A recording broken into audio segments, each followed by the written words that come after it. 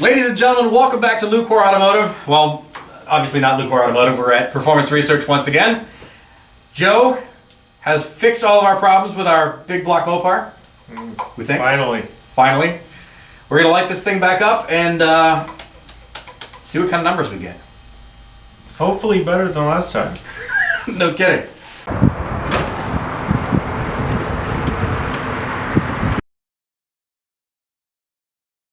So last time we were here, we had a really odd issue at like 4,800 RPMs, where it was coughing up through the carburetor and it just 100% refused to rev. It sounded just like it was hitting a rev limiter. Right.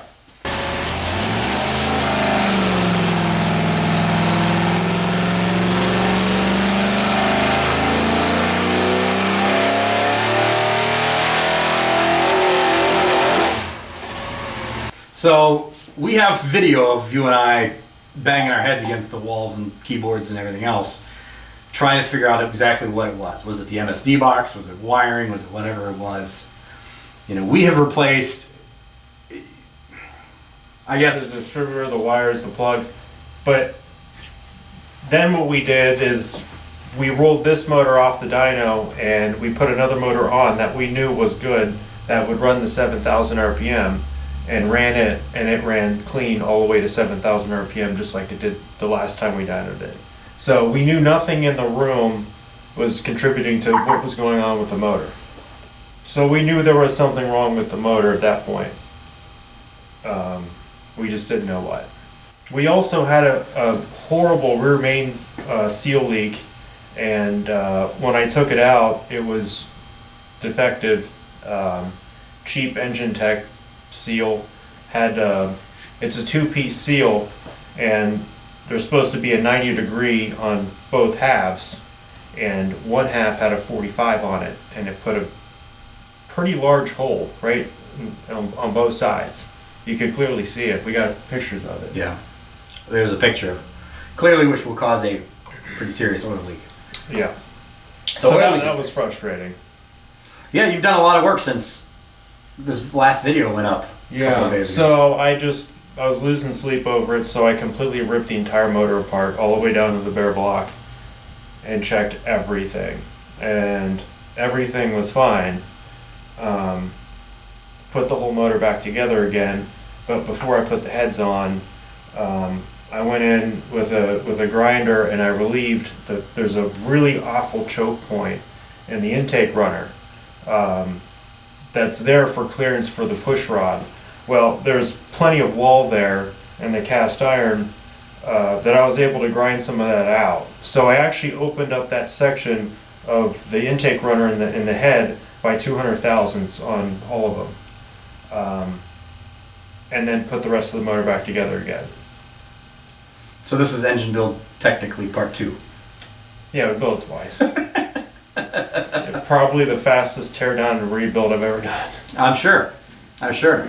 But we think we've got all of our issues squared away. And the other nice thing here is, you and I were talking off camera, is a lot of the AFRs that were making us nervous originally, we think are kind of bogus readings from an exhaust leak. Because looking at the plugs...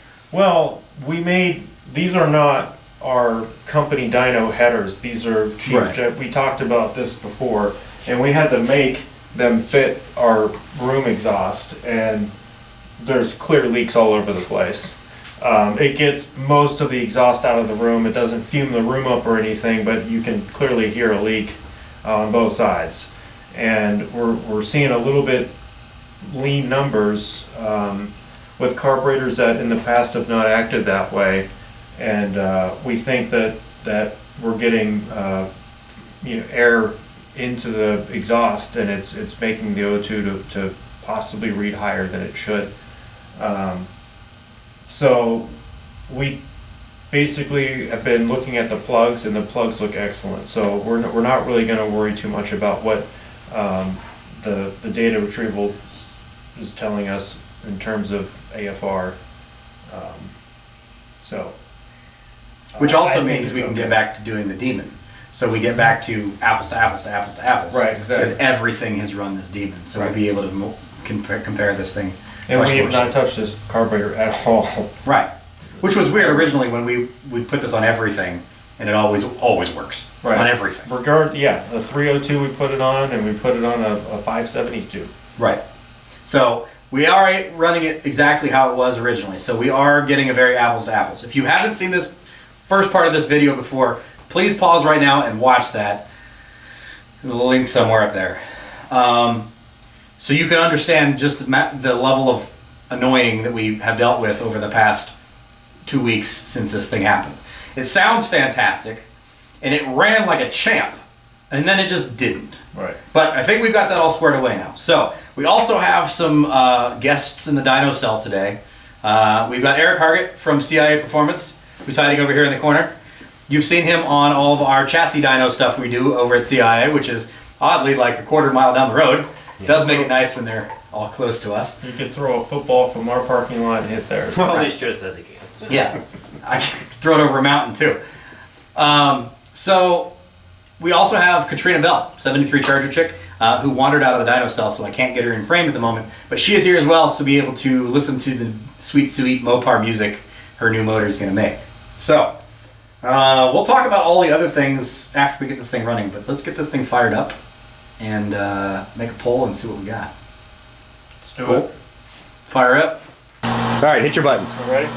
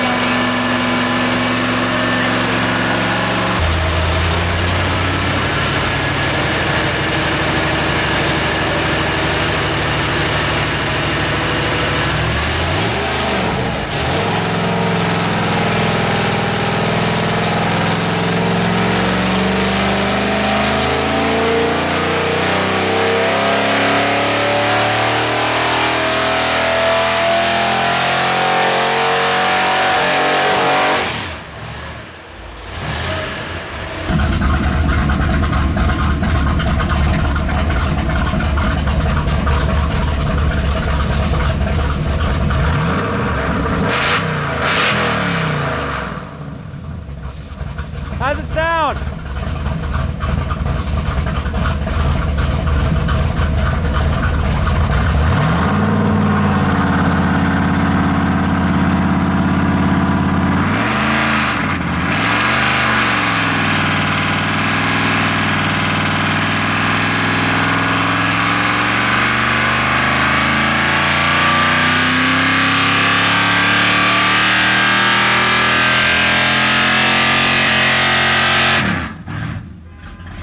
Well, that sounds a lot better.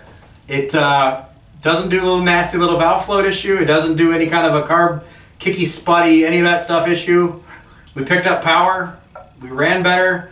Now, everybody that's watching this video, there's obviously things that we can do to make this better, okay? This is not a purpose of let's throw a bunch of money at it and awesome parts at it and make it make the most amount of power. That's not what we're after here. As Joe and I have done in previous videos, we are trying to take stock stuff, OEM-y stuff, and see what it legitimately makes without a massive amount of money and a massive amount of machine work. Could we have ported the crap out of these heads to make them flow crazy? And sure. Could we have thrown a roller cam at it? Could we have thrown a single plane intake at it? Could we have thrown, aluminum heads at it? All of those things are yes. Right. But what we're trying to prove here is what this actually happens when you put a iron-headed, essentially stock. This is setup. essentially a motorhome engine that we have forced to do things that it's never been designed to do. And sound good. And it's done it pretty, you know, I think it's run pretty good. For So- what it is, I mean, We were talking off camera. With headwork wise, you've done a little bit of porting on just the intake runner. And otherwise, it's got new valves, but we have a valve issue as far as the weight goes. yeah, we use stock replacement valves from SBI, and they weigh about 40 to 50 grams more than they should. They're just really heavy valves. So this being a flat tappet cam, we're limited to how much spring pressure that we can use, because you run the risk of wiping the lobes off the camshaft and ultimately blowing up the motor if you have too much spring pressure. So the combination of having a limit to how much spring pressure and the heavy valve train, we can only rev this thing so far before the valves they start floating. We lose control of the valve train is what we call it. And there's really not anything else we can do to get this thing to rev any more than it has. But it's already pretty much peaked before it hits valve float. And Eric, you've been here with this whole process too, as far as today goes. Like, the idea here is put all the great minds together and see if there's anything that doesn't make sense, and you're on the same page. Yeah, absolutely. Short of putting more parts on it, more expensive stuff. That's it. It is what it is. Right. It's got a really nice torque curve. Makes good power for what it is. I mean, it was designed to pull stumps and Right. 20,000 pound motorhome, Right. not to do this. So at the end of the day, it is what it is, and this is the best that it's going to be. You know, obviously, like I said, more parts, more money, Right. more power. But we're not building a full-blown. It wasn't. The whole point was not to build a full-blown race car. Right. Right. And your car, A street car that can be raced. right. Yeah. This is your car. You don't want to have something that's just a major pain in the neck to drive all the time. You like actually drive this thing. Yes. So, I want to, go get groceries and right. Take the dog to the drive park. it around. Yeah, take the dog to the park, drive it around, show off. Drive to the drag strip, race it, drive Right. home. Yeah. Well, and realistically speaking, a lot of cars that you truly build for like straight up race car purposes are terrible cars on the street.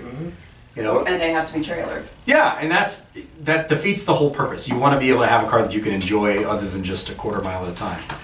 You know, otherwise you're spending a whole bunch of money and not getting a lot of miles per gallon. So, Right. But I do want to, I want to say that this thing has an amazing power curve.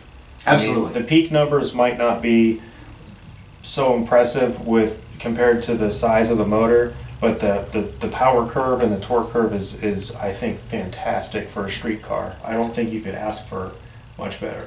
And we'll put the dyno graph up on there so you can see it. And we were talking, as far as the torque goes, where it is, it's coming in like more than 400. 2,400 RPM, like right off the hit Well, almost. Right. well over 400 foot-pounds that low. And with a 25 to 2,700 RPM stall, you're literally, when you launch this thing, you're in full power like right now. And it pulls, Stunt pulling mode right now. it'll drag a stump all the way down the track. You're gonna have a hitch on that thing before you know it. So, I mean, it's certainly not a high revving, crazy horsepower monster. That's not really what this is designed to do. If we want to do that, we could. We would have chosen different parts. Sure. But for what it is, it's certainly going to be capable of doing what she wants to be able to do.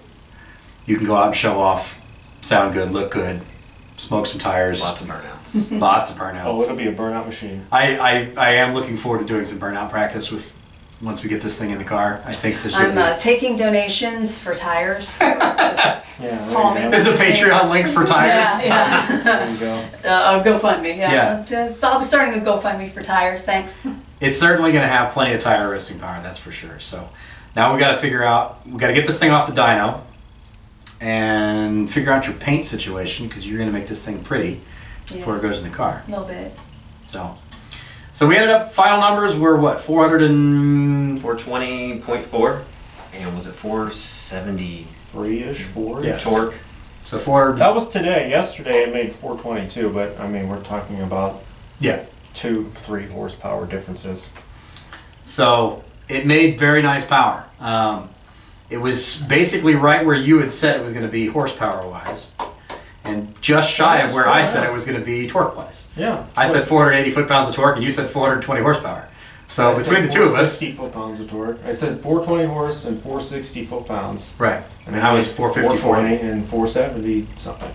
right? So They ran better than so. it did well. It And works. realistically speaking, we both have learned a lot on this platform. Yeah. As far as you can probably pull quite a bit out of this. And I will 100% honestly say, I am a Pontiac person. I will 100% honestly say the costs of building something like this to being a monster is far cheaper Like than building a Pontiac. Like 1/3 less. Like, you said. I don't even want to think about cost difference. Pontiacs are just so freaking expensive to build. Like Buicks, Oldsmobile, same way. So, Mopar, guys, okay. I'm converting a little bit. I will 100% be honest with you. I wish I had your costs on stuff. With the availability of aluminum heads that are fantastic and stuff that's not really expensive, you can make this thing a screamer. Mm-hmm. And it would cost me a fortune to do the same thing with a Pontiac. Yeah, So, absolutely. I know because I'm doing that. right, exactly. I've already spent a ridiculous, insane amount of money Right. trying to make my Pontiac something special that could have easily been done with a Chevrolet for probably a fourth of the amount of money. Right. Have we not learned anything from everybody else? Swapping everything? Right. We should have just stuck with an We LS. just keep, yeah. All right, so there you go. We'll wrap this up. We appreciate you guys all watching. Eric, thank you very much for coming. Quite welcome. Joe, always appreciate you helping us out and doing all of the work for us. Absolutely. I really appreciate that. And thank you very much for watching. We appreciate you guys all being here for us. So, as always, please give us a subscribe. I will drop a link to both of these guys' CIA Performance page and Performance Research page in the description, so you can go like and comment and subscribe to their pages as well. See what cool stuff we all do here in Central Ohio. So, we'll see you next time.